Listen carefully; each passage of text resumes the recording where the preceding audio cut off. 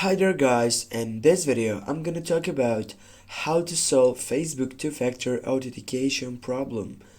Yes, this could bring you in something different because this is a quite problem.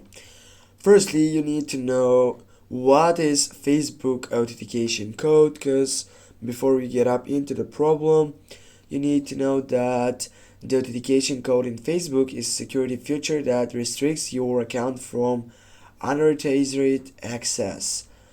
Firstly, why is that giving to not working? If you ever see that Facebook code generated not working, it might indicate that the device you are using is not connected to the internet, or such as different sites. As if you ensure that you have linked your phone number with Facebook, firstly go try with taking your phone number or your email address.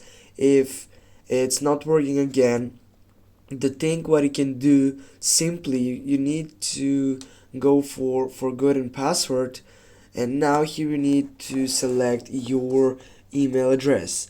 When you get up to the main email address, for example, I don't know, this one, go next, and then with this you're gonna find out your account. Then it will get up the code section, and if you don't get it again, just go restart your application, restart your phone, and get back, try again.